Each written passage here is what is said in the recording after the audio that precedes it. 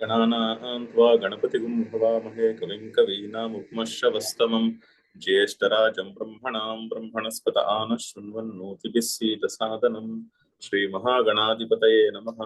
सदाशिवसमारम्भां शङ्कराचार्यमध्यमाम् अस्मदाचार्यपर्यन्तां वन्दे गुरुपरम्पराम्। श्रुतिस्मृतिपुराणानाम् आलयं करुणालयं नमामि भगवत्पादशङ्करं लोकशङ्करम्। नारायणं नमस्कृत्य नरं चैव नरोत्तमं देवीं सरस्वतीं व्यासं ततो जयमुदीरयेत्. జయ గురు.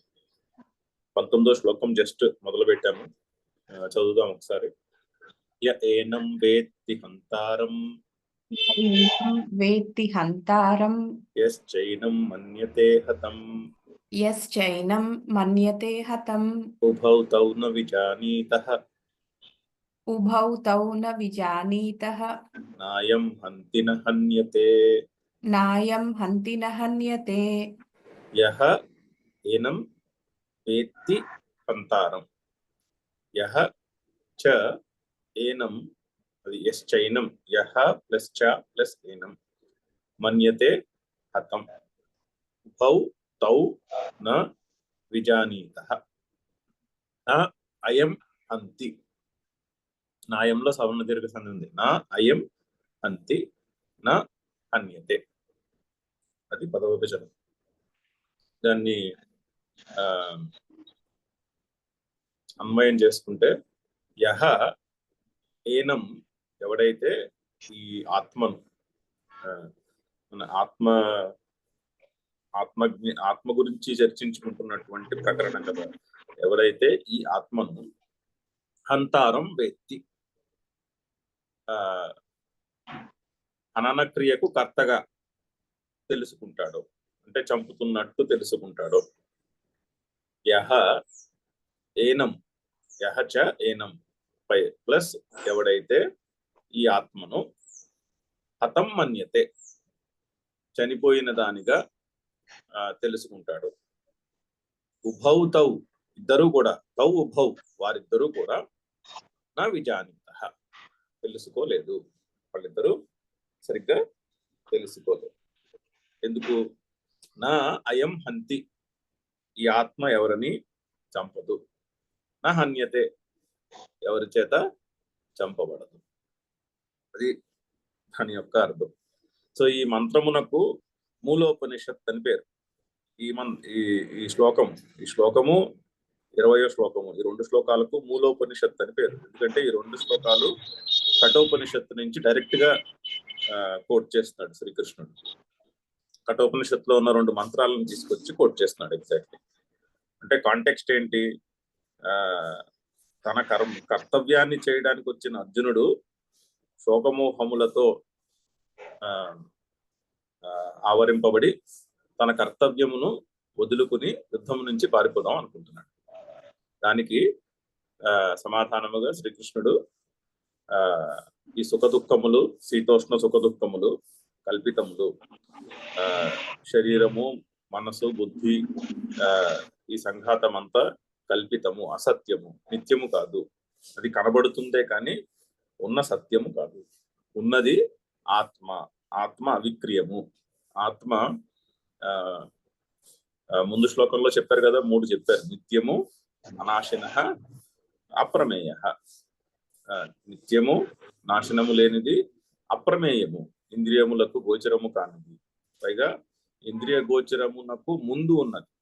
నేను అన్న అనుభవము ఇంద్రియములు జ్ఞానమును ప్రాసెస్ చేయుటకు ముందు పుట్టినటువంటి అనుభవం.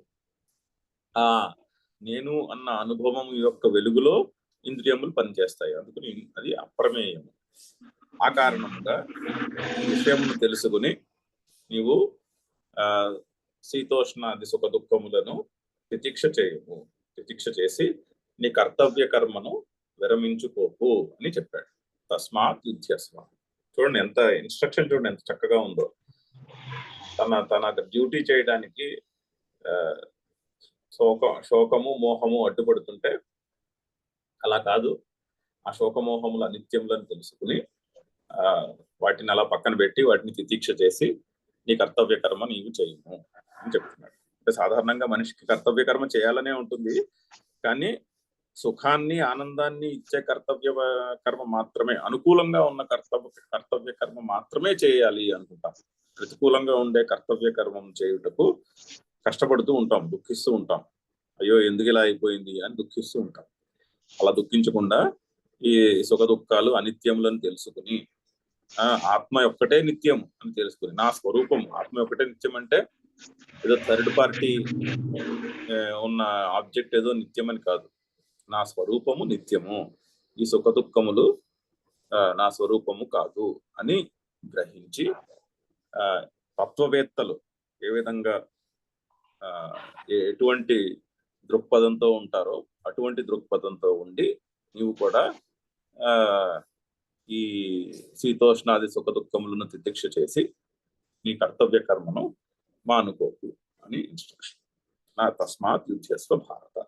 సో తాను చెప్తున్నటువంటి ఆత్మ నిత్యము, ఆత్మ అవిక్రియము, ఆత్మకు కర్తృత్వము భోక్తృత్వము అనేటివి ఉండవు అని తెలుపుటకై ఆ మాటను, ఇదేదో నా కొత్తగా నేను చెప్తున్నటువంటి ఫిలాసఫీ కాదు, నేను ఎంతకు మునుపు ఎవరు చెప్పనిది, నేను కొత్తగా చెప్తున్నటువంటి మాట ఏమీ కాదు, ఉపనిషత్తులు ఇలాగే చెప్పేవి అని చెప్పి అని తన మాటను బలపరచు. అంటే తను చెప్తున్నది ఇది కొత్తగా నువ్వు నమ్మడానికి నువ్వేదో ఈనోటి ఇలా చెప్తున్నాడు అని అనుకోక్కర్లేదు, వేదం చెప్పిన మాటలే నేను చెప్తున్నాను అని తెలుపుటకై డైరెక్ట్ గా కఠోపనిషత్తు నుంచి 2 మంత్రాలు యాజ్ ఇట్ ఈస్ గా తీసుకొచ్చి ఇక్కడ అర్జునుడికి చెప్తున్నాడు. అది ఇక్కడ కాంటెక్స్ట్. చదువుదాము. శంకర్లు కానీ చూడండి ఎంత డైజెస్ట్ చేసుకోవడానికి ఎంత కష్టమైనటువంటి మాటయో. నా హంతి నా హన్యతే. ఈ ఆత్మ ఎవరిని చంపదు, ఈ ఆత్మ ఎవరి చేత చంపబడదు. ఇప్పుడు ఒక మనిషి వెళ్ళి ఇంకొక మనిషిని కొడితే కొట్టిన వీడు కొట్టలేదు, అతను కొట్టబడలేదు అని చెప్తారు. అంటే ఇప్పుడు ఎలా అర్థం చేసుకోవాలి దీన్ని అంటే, ఇప్పుడు మిలిటరీ వాళ్ళు ఉన్నారు అనుకోండి, యుద్ధానికి వెళ్ళారు, మిలిటరీ సైనికుడు ఉన్నాడు.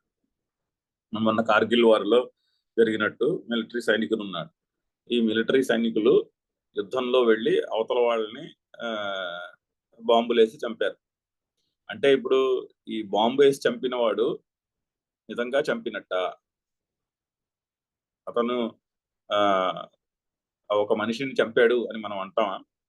సైనికుడు యుద్ధంలో వెళ్ళి బాంబు వేసి అవతల పక్షంలో ఉన్న సైనికుడిని చంపి వస్తే ఈ సైనికుడు ఆ సైనికుడిని చంపాడు అని మనము ఒక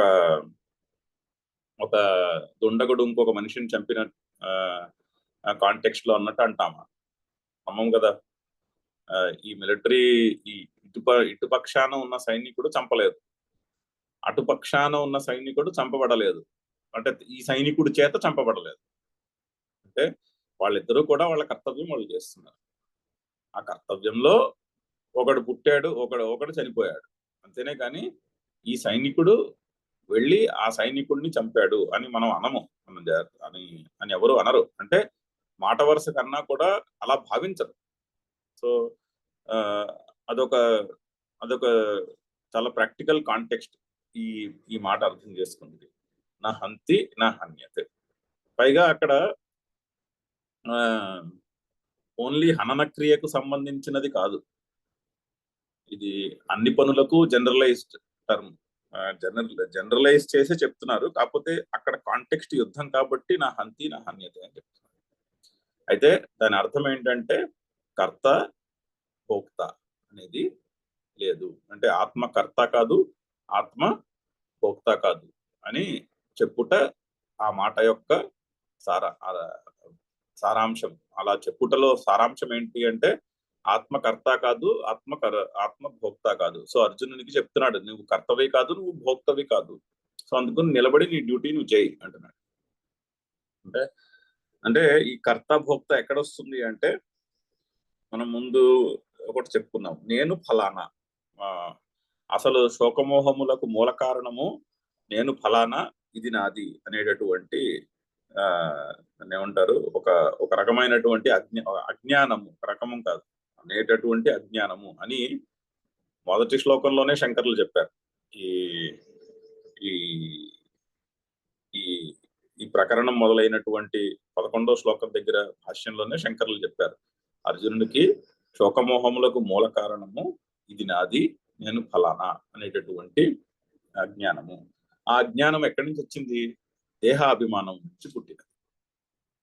ఈ దేహము నేను అనుకుంటేనే ఒక పరిచ్ఛిన్నమైనటువంటి నేను ఫలానా అనేటటువంటి ఐడియా పుడుతుంది. నేను ఒక మనిషిని అంటే అది ఎక్కడి నుంచి వచ్చింది? అది దేహాన్ని బట్టి వచ్చింది. దేహముతో తాదాత్మ్యము మనసులో బుద్ధిలో బలంగా ఉండుట కాబట్టి నేను మనిషిని, నేను ఒక మనిషిని, నేను పురుషుడను, నేను స్త్రీని, నేను తల్లిని, నేను తండ్రిని, నేను కొడుకుని, నేను కూతురిని, నేను సాఫ్ట్వేర్ ఇంజనీర్ని, నేను బాగా చదువుకున్న వాడిని, నేను చదువుకోని వాడిని, నేను డబ్బు ఉన్నవాడిని, నేను డబ్బు లేని వాడిని. ఇవన్నీ ఎక్కడి నుంచి వస్తున్నాయి? ఇవన్నీ శరీరమునకు ఉన్న తాదాత్మ్యమును బట్టి వస్తున్నాయి. శరీరమునకు ఉన్న పరిచ్ఛేదమును బట్టి వస్తున్నాయి. ఆ పరిచ్ఛేదముతో తాదాత్మ్యం చెందుట వలన వస్తున్నాయి. ఆ పరిచ్ఛేదము దేనికి ఉంది? శరీరానికి ఉందా, ఆత్మకుందా? శరీరము నేను ఫలానా ఆ ఫలానా అన్నటువంటి పరిచ్ఛేదము శరీరమునకే ఉన్నది, ఆత్మకు లేదు. అంటే నేను అన్న భావం ఏదైతే ఉందో, లోపల ఉన్నాను అన్న భావము, దానికి పరిచ్ఛేదం లేదు. నేను ఫలానా అయి ఉన్నాను అన్న ఐడియా వచ్చినప్పటికీ అది పరిచ్ఛేదము చేయబడినది, అంతేనే కానీ దాని మూలమునందు పరిచ్ఛేదము లేదు. సో అందుకని ఉన్నది ఒకటే, ఉన్నదంతా ఒకే ఆత్మ అని తేలుతుంది ఆ అనాలిసిస్ లో. ఉన్నదంతా ఒకే ఆత్మ అని తేలినప్పుడు అంటే దేహాభిమానమును పక్కన పెట్టేసిగా ఉన్నది ఏమిటి? ఉన్నది ఒకటే ఆత్మ అని తేలింది.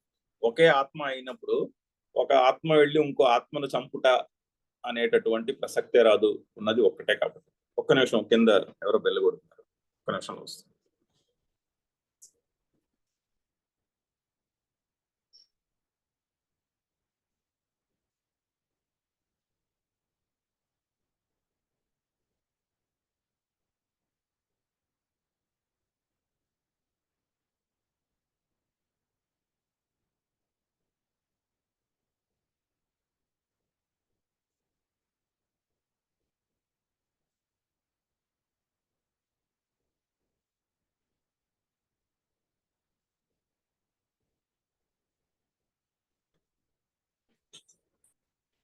సో దేహాభిమానము ఉన్న చోటే కర్త భోక్త ఉంటారు. దేహాభిమానం కరెక్ట్ కాదు అని తెలుసుకున్నప్పుడు కర్త లేడు, భోక్త లేడు. నేను కర్తను కాదు, నేను భోక్తను కాదు. ఇప్పుడు సంపూర్ణమైన శరణాగతిలో కూడా పనిచేస్తున్నప్పుడు కూడా అప్పుడు కూడా ఈ పని నాది కాదు, ఈ పని ఆ పరమాత్మది. సో నేను కర్తను కాదు, ఈ పని ఆ పరమాత్మది, దీని నుండి వచ్చే ఫలము కూడా ఆ పరమాత్మదే. పరిపూర్ణమైన భక్తితో ఏదైనా పని చేసినప్పుడు కూడా అదే అవుతుంది. నేను కర్త కాదు, నేను భోక్త కాదు. సో దేహాభిమానం లేని చోట ఈ కర్త భోక్త ఉండవు. కర్త భోక్త అనేది చాలా నేరో మైండెడ్ ఆలోచన. అంటే ఒక పరిచ్ఛేదమును మనసులో గట్టిగా బలపడి ఉంటే అప్పుడే కర్త భోక్త వస్తారు. అంటే ఏంటి? పరిచ్ఛేదం అంటే లిమిటెడ్, ఒక చాలా నేరో మైండెడ్ థింకింగ్ లోనే కర్త భోక్త అనేటటువంటి కాన్సెప్ట్ ఉంటుంది. కొంచెం విజన్ బ్రాడ్ గా చేసుకుని ఈ పరిచ్ఛిన్నమైనటువంటి శరీరము నేను కాదు, నా స్వరూపము కాదు, నేను కాదు అంటే నా స్వరూపం అది కాదు. శరీరం ఉన్నది, నా స్వరూపం అయితే అది కాదు. నా స్వరూపము నిత్యము, అనాశనము, అప్రమేయము అనేటటువంటి ఆలోచనలో మనము నిలకడగా ఉంటే కర్తృత్వము ఉండదు, భోక్తృత్వము ఉండదు. అందుకని నా హంతి నా అన్యతే అని చెప్తున్నాను అక్కడ. సరే, ఒకసారి శంకర్లు ఏమంటున్నారో చూద్దాము. అవతారికి చదువుదాము. శోకమోహాది సంసార కారణ నివృత్త్యర్థం గీతాశాస్త్రం గీతాశాస్త్రం న ప్రవర్తకం. న ప్రవర్తకం. సో అయితే మొన్న తస్మాత్ యుధ్యస్వ భారత ఈ ఎక్స్ప్లెనేషన్ లో అక్కడ శ్రీకృష్ణుడు యుద్ధములో యుద్ధము చేయుటకు అర్జునుడిని ప్రేరేపించలేదు. అంటే కొత్తగా అర్జునుడికి తెలియనటువంటి కర్మను చెప్పుటలేదు. తనకి తెలిసిన దానినే మానుకునే అపోహలో ఉన్నప్పుడు మానుకోవద్దు అని చెప్తున్నాడు అని చెప్పారు. దానికి తస్మాత్ యుద్ధస్వ నియమ అర్థం చెప్పినప్పుడు అంటే ఇది విధించటలేదు. ఇక్కడ శ్రీకృష్ణుడు కర్తవ్య కర్మను అర్జునునిపై విధించుటలేదు. అర్జునుడికి తన కర్తవ్య కర్మ ఏమిటో తెలుసు. ఆల్రెడీ ముందు వాళ్ళే ఆలోచించుకుని వచ్చారు యుద్ధానికి. శ్రీకృష్ణుడు కూడా యుద్ధము ఆపుటకు ప్రయత్నం చేసి ఆ ప్రయత్నము సఫలము కానప్పుడు ఇది సఫలము కాలేదని చెప్పి వెళ్ళిపోతాడు. వాళ్ళందరూ మనసు నిర్ణయించుకున్నారు, ఇప్పుడు యుద్ధం చేయుటయే మన కర్తవ్యము అని వాళ్ళు నిర్ణయించుకుని యుద్ధానికి వచ్చారు. కర్తవ్యం తెలిసి యుద్ధానికి వచ్చిన మనిషి శోకమోహములతో బంధింపబడి కర్తవ్యాన్ని వదిలేద్దాం అనుకుంటున్నాడు. సో అక్కడ శ్రీకృష్ణుడు ప్రవర్తింపచేయుట లేదు యుద్ధమునందు. శోకమోహాది సంసార కారణ నివృత్తి అర్థం. శోకమోహములు అనేటటువంటి సంసారం అంటే శోకము మోహముల యొక్క ప్రవాహమే సంసారం. సో శోకమోహాది సంసార కారణ ఆ సంసారానికి కారణం ఉన్నది. కారణం ఏమిటి? నేను ఫలానా, ఇది నాది అనేటటువంటి అజ్ఞానం. శోకమోహముల సంసారము యొక్క ప్రవాహమునకు, సంసారం అనే ప్రవాహమునకు కారణం ఏమిటి? నేను ఫలానా, ఇది నాది అనేటటువంటి దేహాభిమానము. దాన్ని నివృత్తి అర్థం, దాన్ని నివారించుటకు గీతాశాస్త్రం నా ప్రవర్తకం. సో గీతాశాస్త్రము ఇతర ధర్మశాస్త్రముల వలె కొత్త కర్మలను విధించుట లేదు. గీతాశాస్త్రంలో ఏ కర్మను విధించదు. గీతాశాస్త్రం కొత్తగా తెలియని కర్మలను ఏమీ విధించటలేదు. సంసారము శోకమోహములనే సుఖదుఖముల యొక్క ప్రవాహమునకు ఒక కారణం ఉన్నది. ఆ కారణాన్ని నివారించుటయే గీతాశాస్త్రం యొక్క ప్రయోజనము. అంతేనే గాని నా ప్రవర్తకం అని అది ఆ ఆర్గ్యుమెంట్ ఏదైతే ఉందో, సో శ్రీకృష్ణుడు అర్జునుడిని యుద్ధమునందు నియమించుటలేదు. తనకు తానే యుద్ధమునందు నియమించుకున్నాడు అర్జునుడు, తన కర్తవ్యం అని తెలిసి అని విరమించుకుందాం అనుకుంటున్నాడు. ఆ విరమణను నివృత్తి చేస్తున్నాడు. ఆ విరమణ కూడా రాంగ్ రీజన్ వల్ల, ఒక నేరో మైండెడ్ థింకింగ్ వల్ల కర్తవ్యం నుంచి పారిపోదాం అనుకుంటున్నాడు. అందుకుని ఆ నేరో మైండెడ్ థింకింగ్ ని నివృత్తి చేయుటకు, దాన్ని నివారించుటకు గీతాశాస్త్రం చెప్తున్నాడు. అంతేనే గాని కొత్తగా అతనికి తెలియనటువంటి కర్మయందు అతనిని నియమించుట లేదు అని చెప్పడానికి గీతాశాస్త్రం. అంటే ఆత్మ యొక్క ముందు శ్లోకంలో కూడా వచ్చింది కదా, ఆత్మకు ప్రమాణము శాస్త్రము, వేదము చెప్తోంది ఆత్మ ఉందని అని ఒక క్వశ్చన్ ఉంది. అప్పుడు మరి అప్రమేయం అంటావేమిటి? వేదం చెప్తోందంటే ప్రమేయమై ఉండాలి. ఇంద్రియములకు తెలుస్తోందిగా, అంటే వేదం చెప్పగా విని తెలుసుకుంటున్నాం కదా అన్న ప్రశ్నకు సమాధానము ఇదే విధంగా చెప్పారు. అలా అది కరెక్ట్ కాదు. ఆత్మ ఫలానాది ఆత్మ అని చెప్పుటలేదు. ఇప్పుడు ఒక యాటమ్ ఉందనుకోండి, ఫలానాది యాటమ్, ఫలానాది ఎలక్ట్రాన్, ఫలానాది సబ్ ఎలక్ట్రాన్ అని, సబ్ ఎలక్ట్రానిక్ పార్టికల్ అని చెప్పుటకు ఆ విధంగా చెప్పినట్టు శాస్త్రము చెప్పుటలేదు. అంతేనే గాని అలా చెప్పుటలేదు. మరి ఎలా చెప్తోంది? ఆల్రెడీ ఉన్నదే, ఆ ఉన్నదానిని మరి ఉన్నది తెలియకుండా అతద్ధర్మారోపణ ఉన్నది.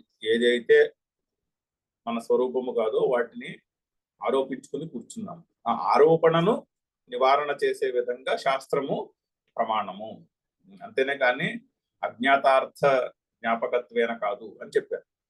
తెలియని కొత్త విషయమును తెలుపుటయందు వేదము యొక్క ప్రమాణము లేదు అని చెప్పారు. వేదము ఆత్మ గురించి కూడా డైరెక్ట్ గా చెప్పదు, ఇండైరెక్ట్ గా చెప్తుంది. అంటే ఏది ఆత్మ కాదో అది ఆత్మ కాదని చెప్తుంది. ఆ విధంగా శాస్త్రం ప్రమాణమైంది. కానీ ఇది ఆత్మ అని చెప్పుటలో శాస్త్రం ప్రమాణము కాదు. శాస్త్రము కంటే ముందు వచ్చింది. నేను అన్న అనుభవము వేదము కంటే ముందు ఉన్నది. ఆ నేను అన్న అనుభవం నుంచే వేదం పుట్టినది. సో అందుకని శాస్త్రం కూడా ఆ దానికి ప్రమాణం అవ్వదు. ఫైనల్ గా ఏ విధంగా ప్రమాణం అవుతోంది? ఇండైరెక్ట్ గా ఏది కాదో తెలుపుట యందు ప్రమాణం అవుతోంది.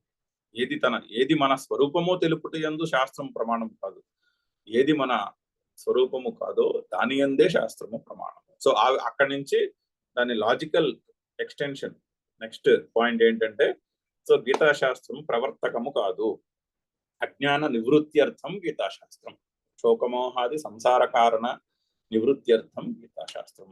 అజ్ఞానాన్ని నివారింపుట యందే గీతాశాస్త్రం యొక్క ప్రయోజనము. కానీ తెలియని కొత్త కర్మలు విధించుట యందు గీతాశాస్త్రం యొక్క ప్రయోజనం లేదు. సో 2 రకాల శాస్త్రాలు ఉన్నాయని కూడా చెప్పుకున్నాం. శాస్తి ఇది శాస్త్రం, శాసిస్తున్నది కాబట్టి శాస్త్రం. అంటే ఇది చేయి, సత్యం వద, ధర్మం చర అంటే వేదం డైరెక్ట్ గా విధిస్తోంది. సత్యమును పలుకుము, ధర్మమును చేయుము అని. అటువంటి శాస్త్రము కాదు గీతాశాస్త్రం. శంసతి ఇది శాస్త్రం. ఒక అంటే ఉన్న విషయాన్ని ఉన్నది ఉన్నట్టు చెప్తుంది. అంటే ఒక ల్యాంప్ ఆఫ్ విజ్డమ్, ఒక లైట్ ఆఫ్ విజ్డమ్ ని, టార్చ్ లైట్ ఆఫ్ విజ్డమ్ ని మన చేతిలో పెట్టుకుంది. అంతే గీతాశాస్త్రం యొక్క ప్రయోజనం. ఆ ల్యాంప్ ఆఫ్ విజ్డమ్ లో, ఆ లైట్ లో జాగ్రత్తగా చూసుకుని మనం ముందుకు పోవాలి. తాడు కనిపించకుండా ఉన్న చీకట్లో తాడు పాము వలె కనిపించినది. పాము ఉందని భయపడ్డాము. గీతాశాస్త్రం యొక్క ప్రయోజనము మన చేతిలో టార్చ్ లైట్ ఇవ్వడం. టార్చ్ లైట్ వేసి అదిగో అది చూడు, అది పాము కాదు అని చెప్పుతాయి. అంతేనే కానీ నువ్వు వేరేది ఏదో చెయ్యి అని చెప్పట్లేదు. అది పాము కాదు అని తెలుపుటంటే గీతాశాస్త్రం యొక్క ప్రయోజనం. ఆ లైట్ వేసి అది పాము కాదు అని తెలిసినప్పుడు మనం ఏం కావాలో అది చేయడమే. అది అనాలజీ, దృష్టాంతం అది. సో అది గీతాశాస్త్రం యొక్క ప్రయోజనము. చాలా చక్కని పాయింట్. మొత్తం గీతాశాస్త్రం చదువుటలో గుర్తుపెట్టుకోవాల్సినటువంటి పాయింట్. గీతాశాస్త్రం ఎక్కడ నువ్వు ఇచ్చేయి అచ్చేయి అనేటటువంటిది ఉండదు. నేను ఇలా చేస్తే నాకు జీవితంలో సుఖంగా ఉంటుంది, అందుకు నేను గీతాశాస్త్రం చదువుకుంటాను అనే అభిప్రాయంతో చదవవలసినటువంటి శాస్త్రము కాదు. ఉన్న అజ్ఞానం ఏది నా స్వరూపము కాదు, అది ఆ అజ్ఞానాన్ని నివారించుటయే గీతాశాస్త్రం యొక్క ప్రయోజనము. అంతేనే కానీ కొత్తగా కర్మలో ప్రవర్తింప చేయుట కాదు. పర్స్పెక్టివ్ మారుతుంది మనది. ఎలా మారుతుంది? ఒక ల్యాంప్ ఆఫ్ విజ్డమ్ ను మన చేతికిస్తుంది. ఆ జ్ఞానం అనే వెలుగులో ఈ ప్రపంచాన్ని చూడడం మొదలు పెడితే మన పర్స్పెక్టివ్ మారుతుంది. అది ఉత్తినే చేతిలో పట్టుకుని మనం కళ్ళు మూసుకుని కూర్చుంటే ఆ జ్ఞానమే మిగులుతుంది.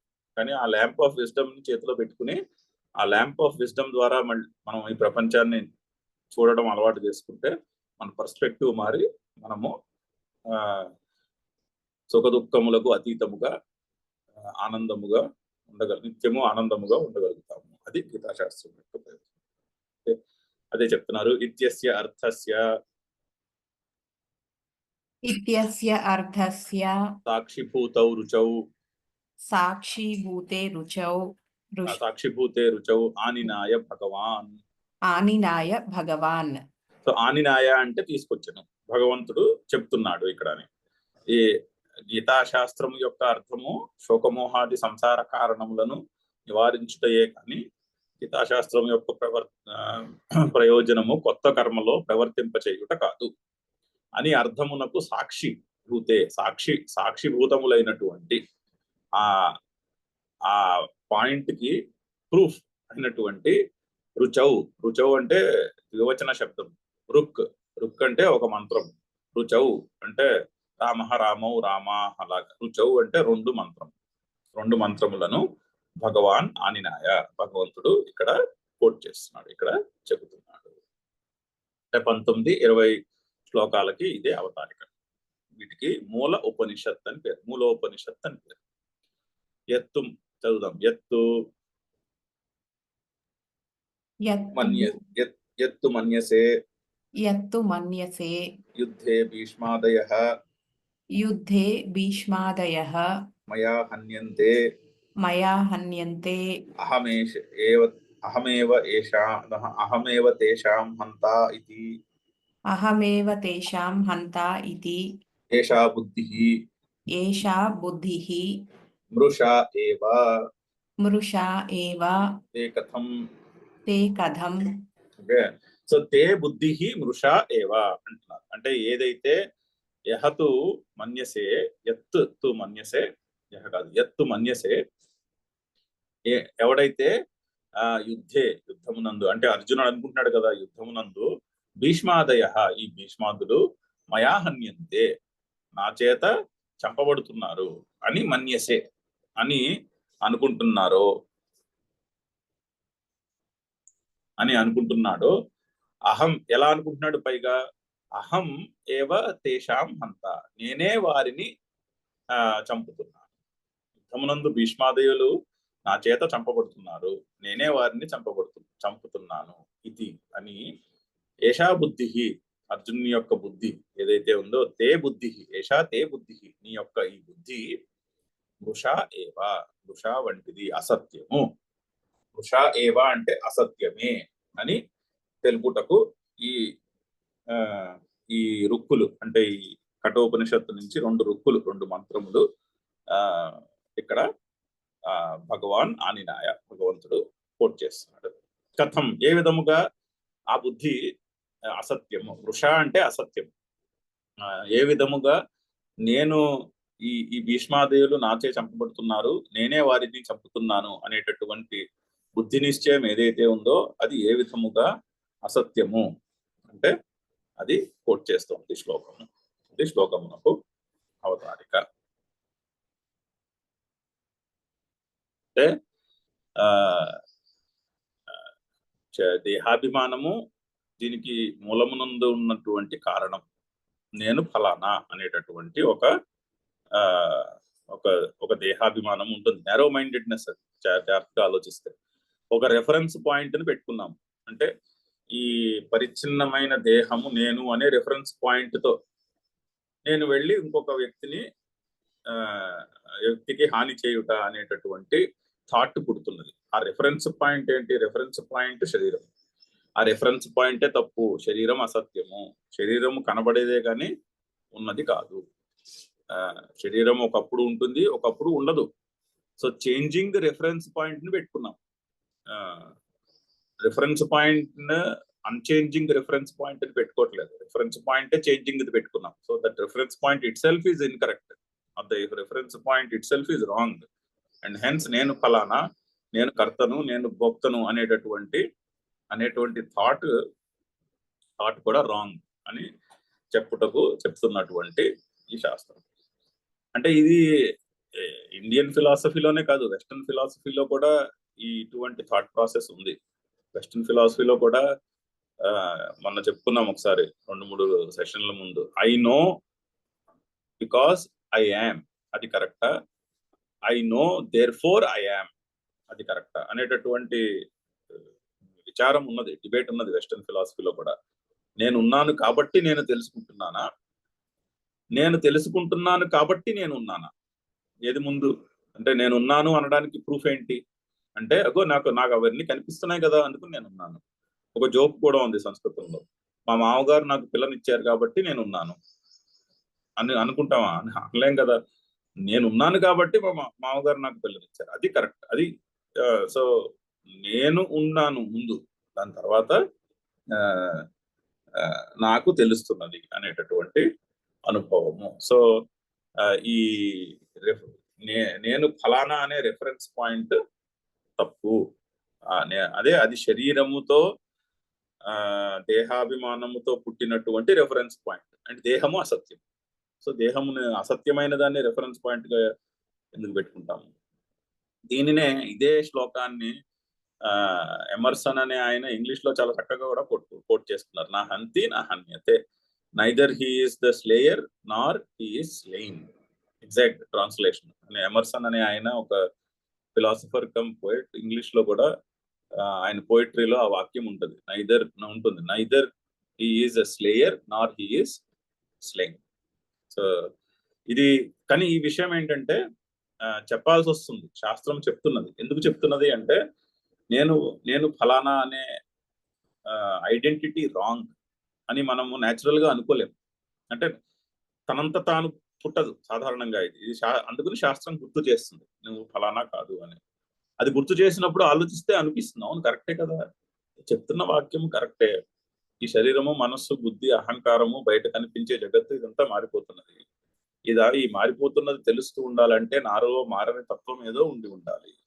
నాలో మారని తత్వం ఉంటేనే మార్పు తెలుస్తుంది. సో ఈ మాట కరెక్ట్ గానే ఉంది కదా అని శాస్త్రం చెప్పినప్పుడు మనకి అవగాహన కలిగే అవకాశం ఎక్కువ ఉన్నది.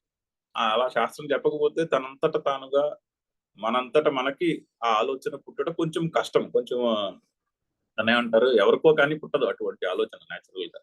అందుకని శాస్త్రం గుర్తు చేస్తుంది, అబ్బాయి ఫలానా నేను ఫలానా అనుకునే ఆలోచన తప్పు అని ఆ అని శాస్త్రము మనకి గుర్తు చేస్తుంది. శాస్త్రం గుర్తు చేసిన తర్వాత ఆలోచించవచ్చు, ఆ పాయింట్ ని మనసులో పెట్టుకుని దాన్ని రెగ్యులర్ గా చింతన చేసి కాస్త పరిశీలించి, ఓహో ఇదేదో కరెక్ట్ గానే ఉందిగా అని ఆ అని చెప్పుకోవచ్చు.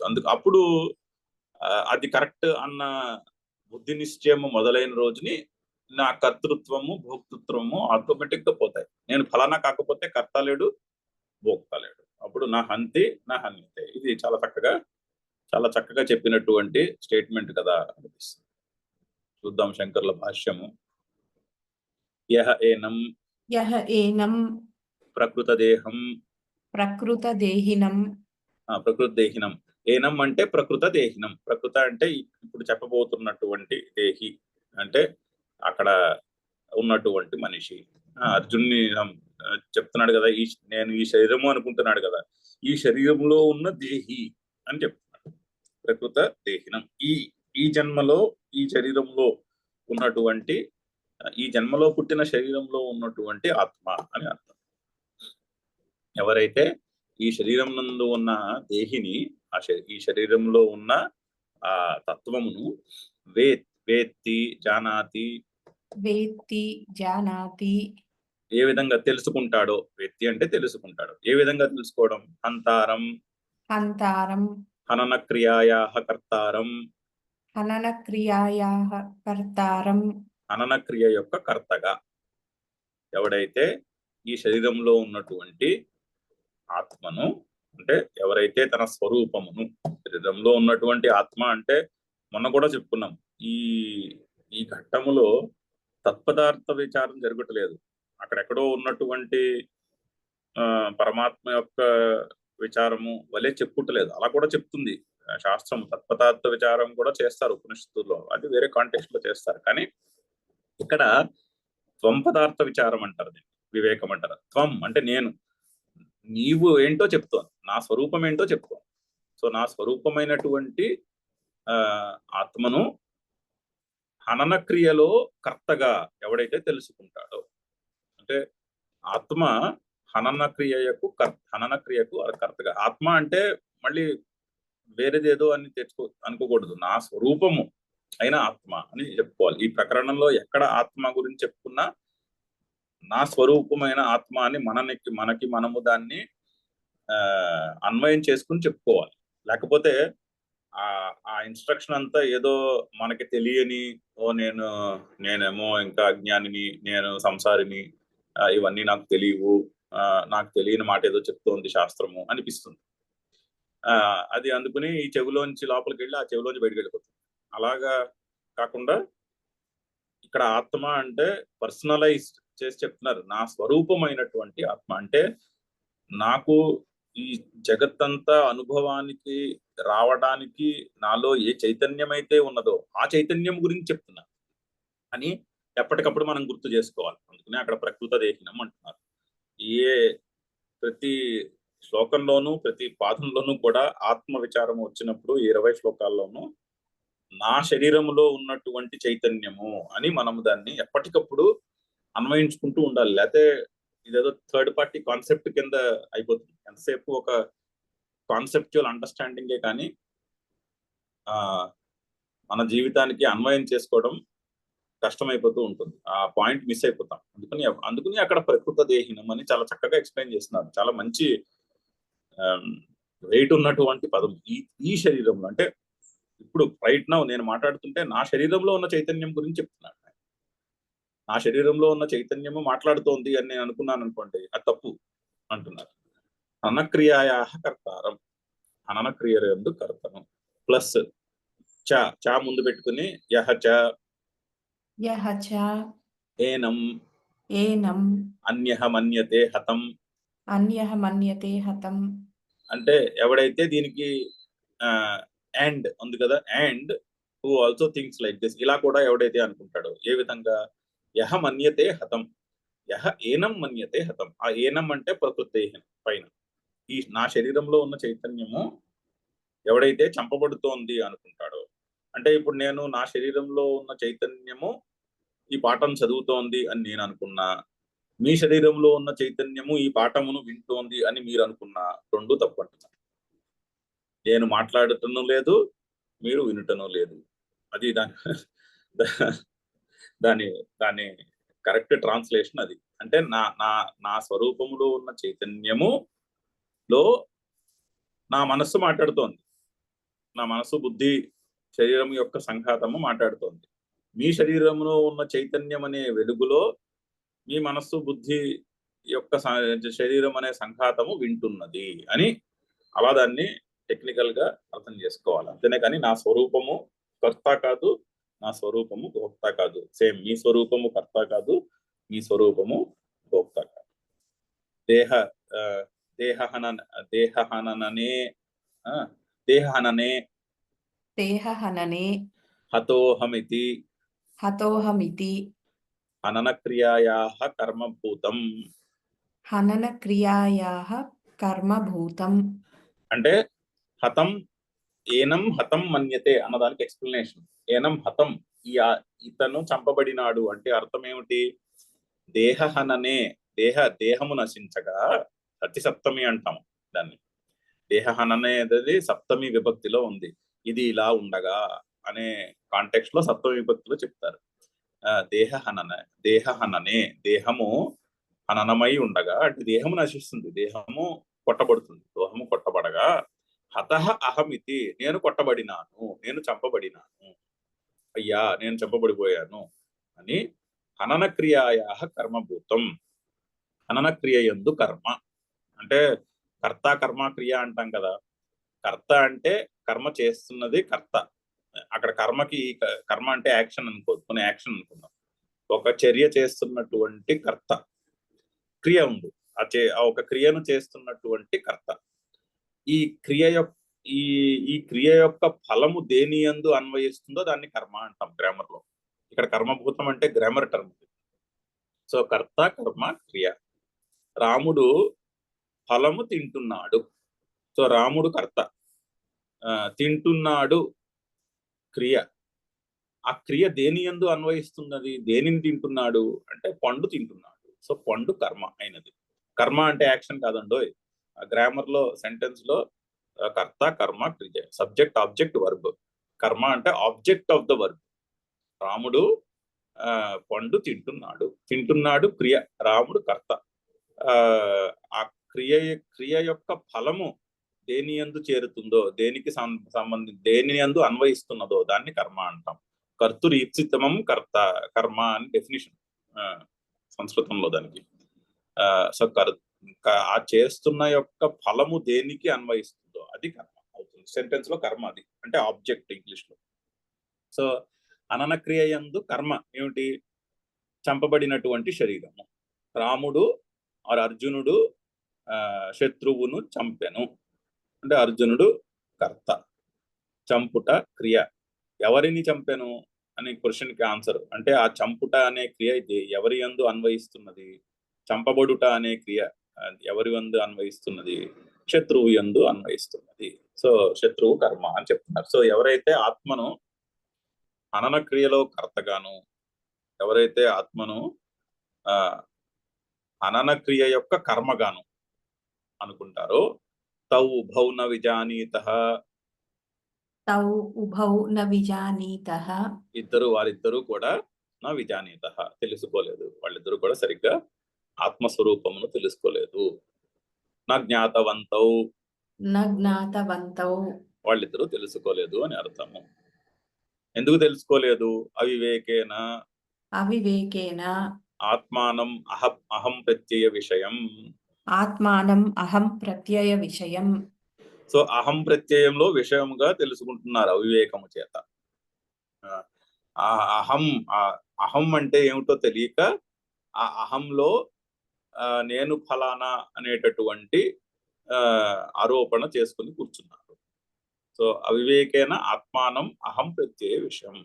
అహం అహం అహం అంటే అహం నేను నేను నేను ఆ అన్నటువంటి లోపల ఆ ఆ అనుభూతి ఏదైతే ఉందో దాన్ని అలా వదిలేయకుండా నేను ఫలానా అని జోడించేసుకున్నాను. ఆ నేను అన్నదే సత్యం, ఫలానా అన్నది నామరూపం. కానీ ఆ నేను ఉన్నాను అంటే అంతటితో ఆగిపోకుండా నేను ఫలానా అయి ఉన్నాను అని ఆ నేను ఫలానాని దాని మీద ఆరోపించుకుని నేను ఉన్నాను మీద ఆరోపించుకుని కూర్చున్నారు. అది అవివేకైన అహం ప్రత్యయ విషయం. చూడండి, ఈ అహం ప్రత్యయ విషయం అంటే నాకంటే భిన్నమైనది ఒకటి ఉన్నది, దానితోటి నేను తాదాత్మ్యము పొంది ఉన్నాను అని ఆ తాదాత్మ్యమును అజ్ఞానం, ఆ తాదాత్మ్యమే అజ్ఞానం. దాని వలన సరిగ్గా తెలుసుకోలేకపోతున్నారు. అంటే శాస్త్ర దృష్టి అంటే మరి ఇలాగే ఉంటుంది. ఇప్పుడు చూడండి, సూర్యుడు తూర్పులో ఉదయిస్తాడు, అది లౌకిక దృష్టి. సూర్యుడు ఉదయాస్తమాలకు అతీతుడు. సూర్యునికి ఉదయము అస్తమించుట ఉండదు. ఉదయించుట అస్తమించుట సూర్యుని యొక్క ప్రాపర్టీ కాదు. అది సూర్యుడు ఎక్కడికి వెళ్ళట్లేదు, సూర్యుడు అక్కడే ఉన్నాడు. మనము తన చుట్టూ తాను తిరిగే భూమి మీద ఉన్నాం కాబట్టి సూర్యుడు ఉదయించినట్టు సూర్యుడు అస్తమించినట్టు కనిపిస్తూ ఉంటాడు. ఇది శాస్త్రం. చూడండి ఎంత తేడా ఉందో. లౌకికులకు ఏమనిపిస్తుంది? సూర్యుడు ఉదయిస్తాడు పొద్దున్న, సాయంత్రం సూర్యాస్తమయంలో పశ్చిమాన అస్తమిస్తాడు. అది లౌకిక దృష్టి. శాస్త్ర దృష్టి, అవి బాబాయ్ సూర్యుడికి ఏమిటి, సూర్యుడు ఎక్కడికి వెళ్తాడు? సూర్యుడు ఎక్కడికి వెళ్ళట్లేదు, సూర్యుడు అక్కడే ఉన్నాడు. మనము మన చుట్టూ మనం తిరుగుతున్నాం కాబట్టి ఒకప్పుడు ఉదయించినట్టు ఇంకొకప్పుడు అస్తమించినట్టు కనిపిస్తాడు. ఇది శాస్త్ర దృష్టి. ఇక్కడ కూడా అదే చెప్తున్నారు, నేను ఫలానా అని లౌకిక దృష్టి. నేను ఫలానా ఏమిటి? ఆ ఫలానా అనేది నామరూపము. అది పుడుతుంది, గిడుతుంది, ఒకప్పుడు ఉంటుంది, ఒకప్పుడు ఉండదు, ఉన్నట్టు కనిపిస్తుంది అంతేనే గాని నీ స్వరూపము అది కాదు. ఇది శాస్త్ర దృష్టి. అలాగే ఉంటుంది. దీనికే world consciousness versus god consciousness అంటే local consciousness or world consciousness అంటే మన చైతన్యము, మన ఫోకస్ ఈ లిమిటెడ్ పరిచ్ఛేదము మీద ఉన్నదా, మన ఫోకస్ అన్లిమిటెడ్ చైతన్యము మీద ఉన్నదా? Shift from local consciousness to God consciousness అంటారు దీన్ని. కొంతమంది మహాత్ములు, స్వామి వివేకానంద, రామతీర్థ వంటి మహాత్ములు ఈ shifting from local consciousness to God consciousness అని ఇంగ్లీష్ లో డిఫైన్ చేశారు. అలా చెప్పారు దానికి ఇంగ్లీష్ పదం.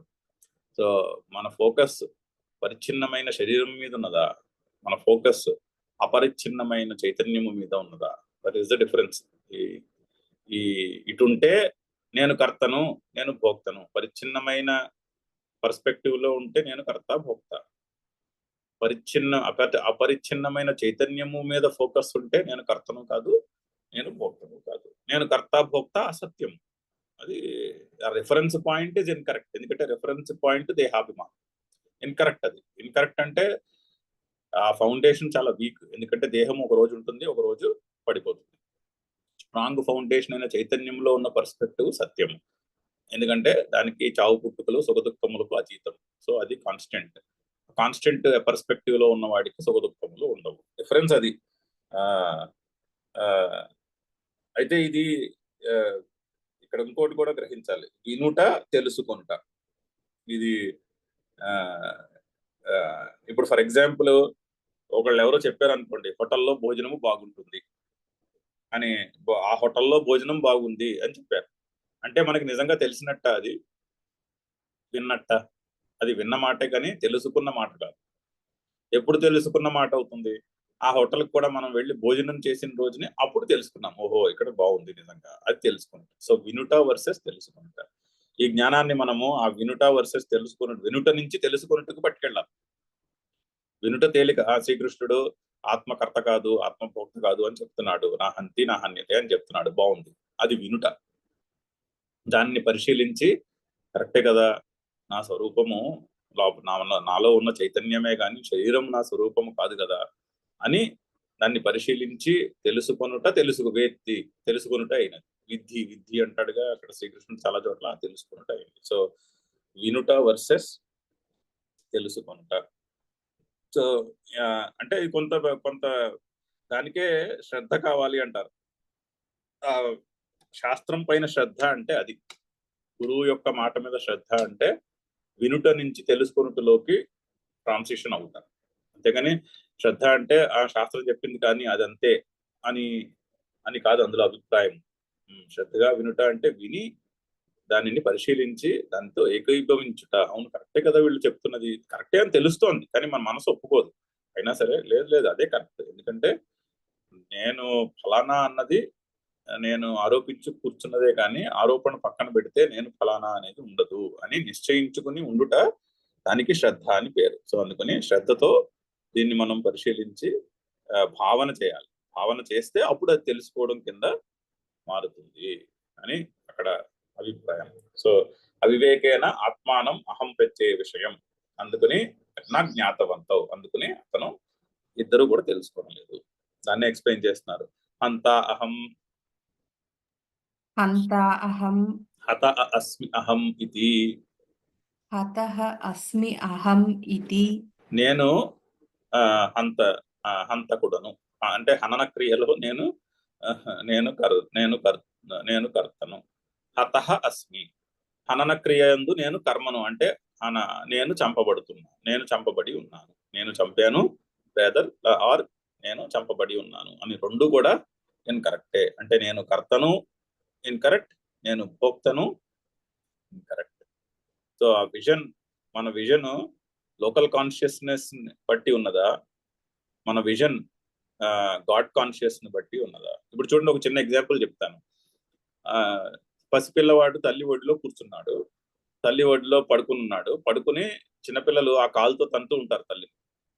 కానీ తల్లికి ఆ బిడ్డ తనను తంటున్నాడు అన్నటువంటి అభిప్రాయం ఉండదు అసలు, ఎందుకంటే అక్కడ ఇద్దరు లేరు, తల్లి మనసులో ఇద్దరు లేరు. ఆ శిశువు కూడా తనలో భాగము కిందే పరిగణిస్తుంది తల్లి. సో అందుకని ఆ శిశువు తల్లి ఒడిలో పడుకుని కాలుతో తల్లిని తంటూ ఉన్నా కూడా తల్లికి వీడు ఈ శిశువు తంతున్నాడు అన్న భావం ఉండదు సాధారణంగా. సో అక్కడ ఏమైనది మరి, అక్కడ డివిజన్ ఏమైనది, డివిజన్ డిజాల్వ్ అయిపోయింది. ఎందుకు డిజాల్వ్ అయిపోయింది? ఎక్కడ డిజాల్వ్ అయిపోయింది ఆ డివిజన్? ప్రేమలో డిజాల్వ్ అయిపోయింది. సో ఎక్కడ ప్రేమ ఉంటుందో అక్కడ ఈ డివిజన్ డిజాల్వ్ అయిపోతుంది, అక్కడ ఈ పరిచ్ఛేదము డిజాల్వ్ అయిపోతుంది. ఇది మన అనుభవంలో ఉన్నదే. అంటే తల్లి శిశువు దృష్టాంతంలో తేలిగ్గా గుర్తొస్తుంది, ఓ కరెక్టే కదా గుర్తొస్తుంది, కానీ ఇది మన అందరి అనుభవంలోనూ ఉన్నది. ఎక్కడ ప్రేమ ఉన్నదో అక్కడ ఆ డివిజన్, ద్వైతము అది డిజాల్వ్ అయిపోతుంది. సో అందుకని ఆ ద్వైతము, ఆ డివిజన్ టెంపరరీ, అంటే అది కల్పితము, అది సత్యము కాదు, అది నిత్యము కాదు. ఆ డివిజను అనిత్యము, ఆ డివిజను నాశనము కలిగినది. ఆ డివిజన్ ప్రమేయము కంటికి కనిపిస్తుంది, కనబడుతూ ఉండేదే, ఇంద్రియములకు గోచరమయ్యేదే, కానీ యాక్చువల్ గా ఉన్నది కాదు డివిజన్. ఎందుకంటే ప్రేమ ఉన్న చోట ఆ డివిజన్ డిజాల్వ్ అయిపోతుంది. అంటే సత్యం ఏమిటి? సత్యము ఆ డివిజన్ లేకపోవుటయే. అయితే మనకి ఎందుకు ఉన్నట్టు కనిపిస్తుంది? ప్రేమ లేని చోట డివిజన్ ఉన్నట్టు కనిపిస్తుంది. ప్రేమ ఉన్న చోట సత్యము మన అవగాహనకు వస్తుంది, ఆ డివిజన్ డిజాల్వ్ అయిపోయి. అది చాలా చక్కటి మహాత్ములు చెప్పేటటువంటి చాలా చక్కటి దృష్టాంతం దీన్ని అర్థం చేసుకుంటుంది. సో నేను హంతా అహం హతః అస్మి అహం అని ఆత్మను అహం ప్రత్యయ విషయంగా ఎవడైతే తెలుసుకుంటాడో అతడు తెలుసుకున్నవాడు నా విజానీత నా జ్ఞాతవంతో, వాళ్ళు నిజంగా తెలుసుకొనలేదు అని ఆ శ్లోకం యొక్క అర్థం. ఇక్కడతో ఆపుదాము. సరే చదువుదాం, ఈ లైన్ కూడా చదువుదాం. దేహ హననేన దేహ హననేన ఆత్మానం అహం ప్రత్యయ విషయం అహం ప్రత్యయ విషయం యౌ విజానీతః యౌ విజానీతః ఎవడైతే దేహహననేన దేహము నశించినప్పుడు ఆత్మానం అహం ప్రత్యయ విషయం అదే చెప్తున్నారు. ఎవడైతే ఆత్మను అహం ప్రత్యయంలో విషయముగా తెలుసుకుంటాడో, తెలుసుకునే విషయం కాదు ఆత్మ అని అభిప్రాయం. ఆత్మ తెలుసుకునే విషయం కాదయ్యా, ఆత్మ ఉంది కాబట్టే నువ్వు విషయాలను తెలుసుకుంటున్నావు అని చెప్పుట దాని అభిప్రాయం. యౌ విజానీతః తౌ ఆత్మస్వరూప అనభిజ్ఞౌ ఇత్యర్థః. తౌ ఆత్మస్వరూపాన తం ఆత్మస్వరూపాన అనభిజ్ఞౌ ఇత్యర్థం. ఆత్మస్వరూప ప్లస్ అనభిజ్ఞౌ, ఆత్మస్వరూప ఆత్మస్వరూపానభిజ్ఞౌ ఆత్మస్వరూపానభిజ్ఞౌ ఇత్యర్థః. ఇత్యర్థః. సో అయితే ఆత్మస్వరూపమును తెలుసుకొనలేదు వాళ్ళు. ఎవరైతే నేను ఒక క్రియలో కర్తను ఆర్ నేను ఒక క్రియయందు కర్మను అని ఎవరైతే అనుకుంటారో వాళ్ళిద్దరూ కూడా ఆత్మస్వరూపమును తెలుసుకొన్నవారు కాదు అని అర్థము. యస్మాత్ న అయం ఆత్మా హంతి యస్మాత్ న అయం ఆత్మా హంతి న హనన క్రియాయాః కర్తా భవతి. న హనన క్రియాయాః కర్తా భవతి. అందుకనే ఆ కారణం చేత నా అయం ఆత్మ హంతి, ఈ ఆత్మ చంపదు. అంతేగాని పైగా నా హనన క్రియాయా కర్త భవతి, హనన క్రియాయా కర్త నా భవతి. నా హంతి అంటే హనన క్రియందు కర్త ఆత్మ కాదు అని చెప్పుటలో భావము అని ఎక్స్ప్లెనేషన్. నా హంతి అన్నదానికి ఎక్స్ప్లెనేషన్. హనన క్రియాయా కర్త నా భవతి, హనన క్రియ యందు కర్త కాదు. హనన క్రియ అంటే హననమే కాదు, అన్ని క్రియల యందు కర్త కాదు. నా హన్యతే న హన్యతే న చ కర్మ భవతి ఇత్యర్థః. న చ కర్మ భవతి ఇత్యర్థః. అవిక్రియత్వాత్. అవిక్రియత్వాత్ అంటే ఒకటి కర్త కాదు, రెండు కర్మ కూడా కాదు. కర్మ అంటే కర్త కర్మ క్రియలలో ఆ క్రియకు కర్త కాదు ఆత్మ, ఆ క్రియకు కర్మ, ఆ క్రియ యందు కర్మ కాదు ఆత్మ. ఎందుకు అవిక్రియత్వాత్? ఎందుకంటే ఆత్మకు వికారములు లేవు, ఆత్మకు మార్పులు ఉండవు. ఒక కర్మయందు ఒక క్రియయందు కర్త అవ్వాలన్నా, ఒక క్రియకు కర్త అవ్వాలన్నా, ఒక క్రియయందు కర్మ అవ్వాలన్నా కూడా మార్పు ఉండాలి. ఫస్ట్ మారిపోవాలి, నా స్వరూపం మారిపోవాలి. ఇప్పుడు నేను మాట్లాడుతున్నాను, నా స్వరూపం మాట్లాడేటైతే ఇప్పుడు మాట్లాడుతాను, కొంతసేపు అయ్యాక లేచి అక్కడికి వెళ్ళి కాఫీ తాగుతాను. నేను కాఫీ తాగుతాను అంటే ఏమైంది? నా స్వరూపం మారిపోయింది. ఇప్పుడు మాట్లాడుతున్నాను, అప్పుడు కాఫీ తాగుతున్నాను అనే స్వరూపము మారిపోతూ ఉండాలి. స్వరూపమునకు మార్పులు ఉండదు అని చెప్పారు కదా ముందు. అనాశిన నిత్య అని చెప్పారు. అంటే మార్పులు లేనటువంటిది ఆత్మస్వరూపం. సో నా ఆత్మస్వరూపం, మళ్ళీ ఆత్మస్వరూపం అంటే ఎక్కడో కాదు, ప్రకృత దేహినం, ఈ శరీరములో ఉన్నటువంటి చైతన్యము అవికారము, అవిక్రియము అంటే వికారములు లేనిది. సో అందుకని ఇది ఏ క్రియయందు కర్త కాదు, ఏ క్రియయందు ఏ కర్మ కూడా కాదు. నా హంత నా హంతి నా హన్యతే. సారి శ్లోకం చదువుదాము. య ఏనం వేత్తి హంతారం యశ్చైనం మన్యతే హతం. య ఏనం వేత్తి హంతారం యశ్చైనం మన్యతే హతం. ఉభౌ తౌ న విజానీతో నాయం హంతి న హన్యతే. ఉభౌ తౌ న విజానీతో నాయం హంతి న హన్యతే. ఓం పూర్ణమదః పూర్ణమిదం పూర్ణాత్ పూర్ణముదచ్యతే పూర్ణస్య పూర్ణమాదాయ పూర్ణమేవావశిష్యతే. ఓం శాంతి శాంతి శాంతి. హరి ఓం. Any comments, questions? అంటే ఇంకా శరీరము, ఇప్పుడు మన లైఫ్ అంతా శరీరమే రిఫరెన్స్ పాయింట్ గా జీవిస్తున్నాము. ఇప్పుడు శరీరము కంప్లీట్లీ లేకపోతే మనం చేసే కర్మలేవి శరీరానికి పట్టవు ఆత్మకు పట్టవు ఆత్మకు పట్టవు అంటున్నారు. పట్టవు. అప్పుడు ఈ ఓకే, సుఖ దుఃఖాలు ఇవన్నీ అయితే ఆత్మకి పట్టవు, శరీరానికే వర్తిస్తాయి. మరి పుణ్యము పాపము వీటన్నిటి సంగతి ఏంటి అంటే మన కాన్సెప్ట్ ఏంటంటే లైక్ ఈ జన్మలో చేసిన పాప పుణ్యాల ఫలితము నెక్స్ట్ జన్మ వస్తుంది అంటారు. మరి అంటే అది ఏ రెఫరెన్స్ పాయింట్ తో అవి నెక్స్ట్ జన్మకి వెళ్తున్నాయి? శరీరమే. ఈ శరీరం పోయి వచ్చే శరీరానికి పడతాయి. అంటే శరీరం అంటే శరీరము, మనసు, బుద్ధి అహంకారము, శరీరము, మనస్సు, బుద్ధి అనే సంఘాతము ఇంక్లూడింగ్ అహంకారం అక్కడ ఉంటాయి. మనసు, బుద్ధి, అహంకారం వాటిలో ఉంటాయి పాపపుణ్యాలు, ధర్మాధర్మములు. సో ఈ శరీరము, సో నెక్స్ట్ శరీరము ఎలా ఉంటుంది అన్నది ఈ జన్మలో చేసిన పాపపుణ్యముల సంచితలో ఉన్న బ్యాలెన్స్ ని బట్టి నెక్స్ట్ శరీరము ఎక్కడ పుడుతుంది, ఎలా పుడుతుంది అనేటటువంటిది జరుగుతూ ఉంటుంది అని ఆ మోడల్ ఉన్నది. అది కూడా ఆత్మకు చెందినది కాదు. ఆత్మ నిత్యం, ఆత్మ పుట్టదు గిట్టదు, పుట్టేది శరీరం. అంటే ఇలా చూస్తే అసలు ఆత్మకి శరీరానికి ఏమన్నా సంబంధం ఉన్నదా? ఆత్మ అవినాశి అంటున్నారు, ఆత్మకి అంటూ ఏమీ ఉండదు అంటున్నారు. సో అవును. అసలు దానికి మనకి సంబంధం ఏంటి అన్నట్లు వస్తుంది ఇప్పుడు డౌట్. మనకి అంటే మీరు శరీరమును రెఫరెన్స్ పాయింట్ గా శరీరానికి మీరు శరీరము అనిత్యము, శరీరం పుడుతుంది గిడుతుంది. మరి శరీరముకి అసలు వాల్యూ లేనప్పుడు ఇన్ని శరీరాలు ఎందుకున్నాయి, ఎలా ఉన్నాయి? అంటే ఇంకా ఈ వరల్డ్ కంప్లీట్లీ రెండు కాంట్రడిక్టరీగా ఉన్నాయి కదా. అంటే ఒక లెవెల్ వరకే కనీసం ఒక లెవెల్ వరకు కూడా శరీరానికి వాల్యూ లేనప్పుడు ఇన్ని శరీరాలు మాట్లాడుకుంటున్నాయి, ఇన్ని శరీరాలు ఉన్నాయి, ఇన్ని శరీరాలు శరీరానికి వాల్యూ లేదని కూడా లేదు కదండి. కర్మ చెయ్యాలి అంటే శరీరం కావాలి, ఆ ఫలితాన్ని అనుభవించాలంటే శరీరం కావాలి. అసలు ఫస్ట్ నేను పుట్టాను అన్న భావం ఉంటే అప్పుడు ఇవన్నీ వ్యాలిడ్. మీరు చెప్తున్న శరీరం ఉంది కదా, నేను పుట్టలేదనే చెప్తోంది శాస్త్రము, నువ్వు పుట్టలేదని చెప్తోంది.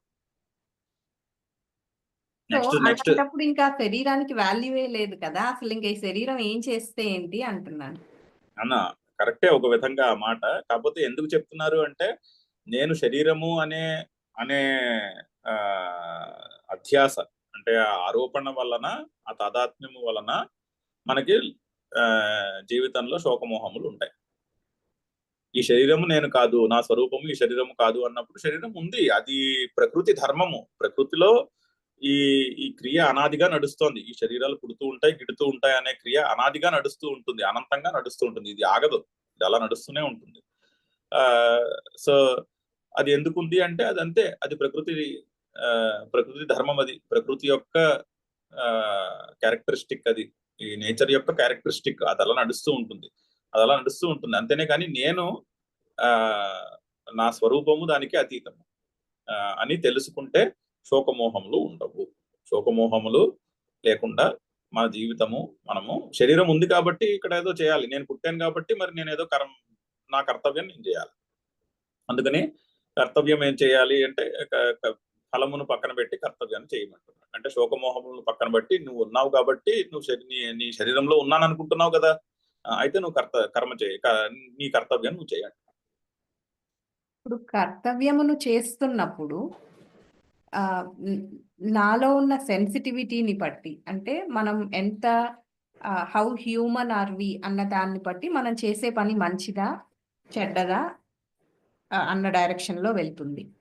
సో ఇప్పుడు అవన్నీ పక్కన పెట్టేసి ఒక జస్ట్ కర్తవ్యము అంటే అదొక ఈక్వేషన్ లాగా చేసుకుంటూ ఏదో పుట్టాము సో చేస్తున్నాము అని అలా చేసుకుంటూ వెళ్తే అప్పుడు హ్యుమానిటీ కూడా అది ఇంపాక్ట్ అవుతుందేమో కదా. హ్యుమానిటీ పోతూ ఉంటుంది ఒక్కొక్కరిలో, జస్ట్ ఒక రాయి లాగానో ఒక మషిన్ అలా చేసుకుంటూ. ఇన్ఫాక్ట్ రివర్స్, నేను కర్తవ్యము కర్మ ఎందే ఉంటే అప్పుడు మీకు రాగద్వేషములు ఉండవు. రాగద్వేషములు అప్పుడు ఆటోమేటిక్ గా, అప్పుడు బై డిఫాల్ట్ చాలా హ్యూమన్ గా ఉంటుంది మీ బిహేవియర్, చాలా ప్రేమతో ఉంటుంది బిహేవియర్. అదే అక్కడ నేను శరీరము కాదు అంటే అదేదో అంటే ద్వేషము లేదు అంటున్నారు, లేనప్పుడు ప్రేమ ఉంటుంది, కానీ రాగము కూడా లేకపోతే, రెండూ లేనప్పుడు ఇంకా అది ఒక బ్లాండ్ స్టేట్ లోకి వెళ్ళిపోతుంది. కాదు, అది ఆ అండర్స్టాండింగ్ కరెక్ట్ చేసుకోవాలి. రాగద్వేషములకు అతీతము ప్రేమ అంటే. తల్లి ప్రేమయే ప్రేమ, రాగము కాదు. రాగము అటాచ్మెంట్. మనము ప్రేమకి రాగానికి కొంచెము కన్ఫ్యూజ్ అయిపోతాం. ప్రేమ వేరు, రాగము వేరు. గురుదేవులు ఉన్నారు, ఆయనకున్నది రాగము కాదు, ప్రేమ. చాలా క్లియర్ గా తెలుస్తుందా లేదా? అందరితోనూ ఆయన అంతే ప్రేమగా వ్యవహరిస్తారు. వీళ్ళు నా వాళ్ళు, వీళ్ళు నా వాళ్ళ కాదు అనేటటువంటి వ్యత్యాసం ఎక్కడ కనిపించదు. మీరు ఇంతమందితో ఆయన ఇంటరాక్ట్ అవ్వడం చూసుంటారు కదా. ఎక్కడైనా వీళ్ళు నా వాళ్ళు, వీళ్ళు ఆర్ట్ ఆఫ్ లివింగ్ వాళ్ళు, వీళ్ళు ఆర్ట్ ఆఫ్ లివింగ్ వాళ్ళు కాదు ఫర్ ఎగ్జాంపుల్. అటువంటి వ్యత్యాసం ఏమైనా ఉంటుందా? ఉండదు. మనం అనుకుంటాము నా పిల్లలు నా వాళ్ళు, పక్క వాళ్ళ పిల్లలు నా వాళ్ళు కాదు అని మనకుంటుంది. మనం ఏమనుకుంటాము, మన పిల్లల ఎడలో ఉన్న రాగము ప్రేమ అనుకుంటాం. రెండింటికి తేడా ఉంది. రాగము శరీరముతో తాదాత్మ్యంతో పుట్టినది, దేహాభిమానంతో పుట్టినది రాగము, ద్వేషం. అందుకని దానికి ఆపోజిట్స్ ఉన్నాయి. ద్వంద్వం ఉన్నది, రాగము ఉన్నది, ద్వేషం ఉన్నది. ప్రేమ దేహ తాదాత్మ్యమునకు అతీతం. ఆ స్వరూపం ఏదైతే ఉందో అదే ప్రేమ. ఆలోచించి చూడండి. ప్రేమ దేహ తాదాత్మ్యమునకు అతీతం. ప్రేమ అంటే రాగము ప్రేమ కాదు. సినిమాల్లో చూపించే ప్రేమ రాగము, అది ప్రేమ కాదు. ప్రేమ దాన్ని దేహాభిమానమునకు అతీతం. రెండింటికి కొంచెం ఫలితాన్ని distinction. ఆశించకపోతే ప్రేమ, ఆశిస్తే దానివల్ల రిజల్ట్ ఆశిస్తే అది రాగం. రాగం, అది రాగం. ఇప్పుడు తల్లి ప్రేమ సాధారణంగా తల్లి శిశువు, తల్లికి బిడ్డ యందు ప్రేమ ఉంటుంది, రాగము చాలా తక్కువ ఉంటుంది. వీడు రేపు పొద్దున్న పెద్ద నన్ను చూసుకోవాలి, అది ఎప్పుడో ఓపిక అయిపోయినప్పుడు మాట్లాడే మాటలే గాని అవి సత్యము కాదు. ఆ మాటలు అసత్యములు, అంటే ఆ మాటలు అనిత్యములు. అవి ఒకప్పుడు చికాకు వచ్చినప్పుడు అంటుంది తల్లి, చికాకు పోయినప్పుడు అనదు మళ్ళీ. అంతేనా కదా? ఆ, అంతే కదా. అది రాగము. అది ఇప్పుడు నేను వీళ్ళని బాగా చదివిస్తున్నాను, రేపు పొద్దున్న పెద్ద నాకు ఓపిక లేనప్పుడు వీళ్ళు నన్ను చూసుకుంటారు అనేది రాగము నుంచి పుట్టినటువంటి థాట్. అది ఎప్పుడు కానీ అనదు తల్లి. అది అన్నప్పుడు అలిసిపోయిందని అర్థం, తల్లి అలిసిపోయి అంటుందనే అర్థం. అది సత్యము కాదు, అది టెంపరీ మాట. అది తినే ఆ హీట్ ఆఫ్ ద మూమెంట్ లోనో ఎప్పుడో కాస్త ఏదో చిరాకు వచ్చినప్పుడు అన్నటువంటి మాటనే గాని అది that is not the truth. అది ప్రేమ నుంచి అన్నటువంటి మాట కాదు. ప్రేమ ఆ మాటకి అతీతం. సో మీరు అన్నట్టు ఇదేదో డ్రై అయిపోతుంది లైఫ్, కరెక్టే. ఆ కొంత వేదాంతం వింటే అలా అనిపిస్తుంది. అలా అనిపించి చదవడం మానేస్తాం కూడా అని ఆ ప్రాబ్లం ఉంది ఈ సబ్జెక్ట్ చదువుకోవడంలో. అంటే ఎందుకంటే ఆ కన్ఫ్యూషన్ పోలేదు మనసులో. దేహాభిమానం యొక్క కన్ఫ్యూషన్ ఇంకా చాలా గట్టిగా ఉంది మనసులో, అందుకని అలా అనిపిస్తుంది. దేహాభిమానము పోతే దేహ